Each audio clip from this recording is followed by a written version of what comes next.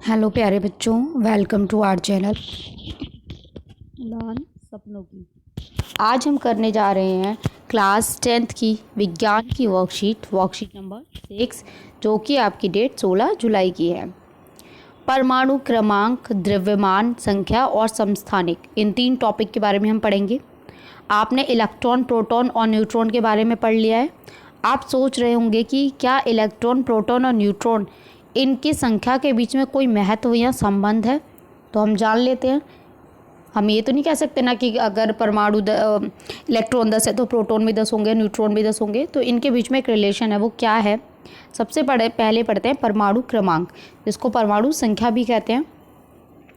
Proton की कुल संख्या को परमाणु क्रमांक कहते हैं। जितने प्रोटॉन होंगे वो उसका क्या कहलाएगा, परमाणु क्रमांक कहलाएगा। इसको हम Z से शो करते हैं, Z से लिखते हैं। प्रत्येक परमाणु का परमाणु क्रमांक भिन्न भिन्न होता है, यानी कि अलग अलग होता है।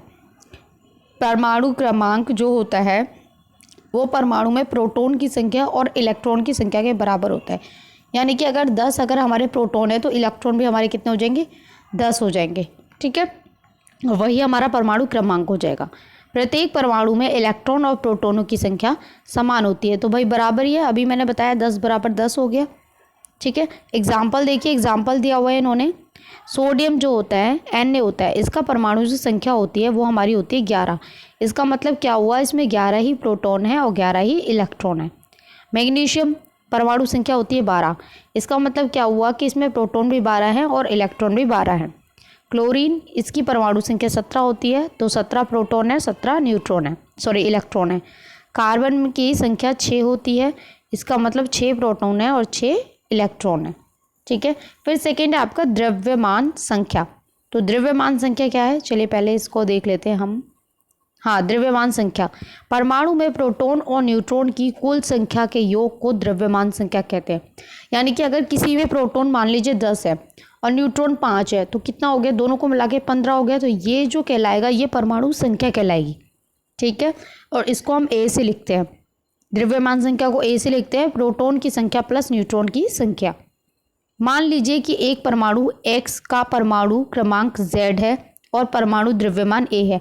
द्रव्यमान को A से लिखते हैं, क्रमांक को Z से लिखते हैं।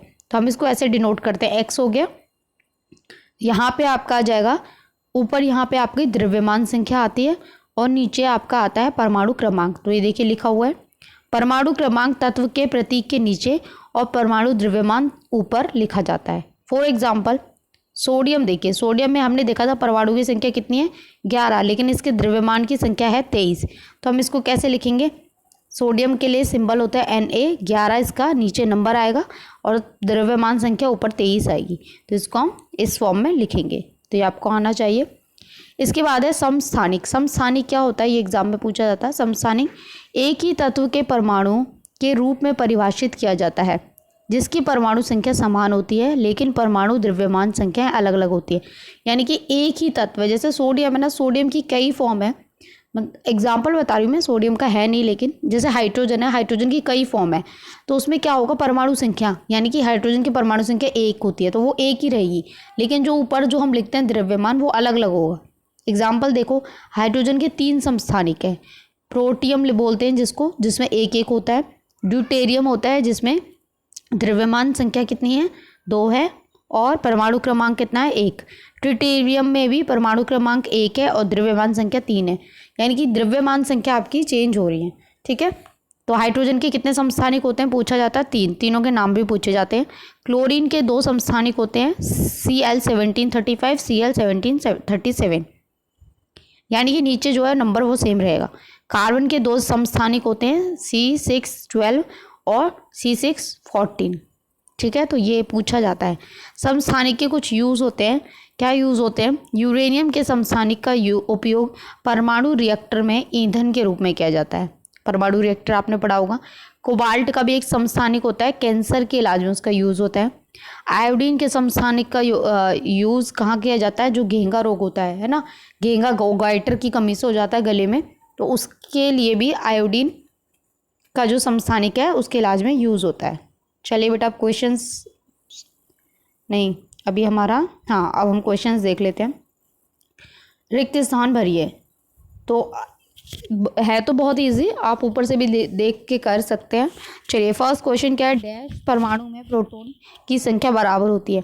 तो प्रोटॉन की जो संख्या होती है वो परमाणु संख्या में होती है, ठीक है, परमाणु संख्या या क्रमांक, ये फर्स्ट का आंसर हो जाएगा। सेकंड है, डैश प्रोटॉन और न्यूट्रॉन की संख्या के योग के बराबर होता है। तो ये आपका होता है पर द्रव्यमान संख्या, ठीक है, द्रव्यमान संख्या सेकंड में। तीसरा है, डैश एक ही तत्व के परमाणु होते हैं जिनकी परमाणु संख्या समान होती है लेकिन विभिन्न द्रव्यमान संख्याएं होती हैं, तो इनको समस्थानिक बोलते हैं। सी में आएगा आपका समस्थानिक, आप लिख लीजिएगा, मैं बोलती भी जा रही हूँ साथ में। डी है, हाइड्रोजन के 3 समस्थानिक डैश डैश डैश है। तो बेटा डी का आप सीधा यहाँ से आंसर लिख लीजिएगा। 3 समस्थानिक हैं, इनके नाम भी लिखिएगा, प्लूटोनियम, ड्यूटेरियम और ट्रिटिनियम, ठीक है। तो ये आपके डी का आंसर हो जाएगा, ठीक है। इसके बाद ई, परमाणु संख्या को डैश द्वारा प्रतीक से दर्शाया जाता है। तो परमाणु संख्या को हम Z से लिखते हैं और द्रव्यमान संख्या को हम A से लिखते हैं।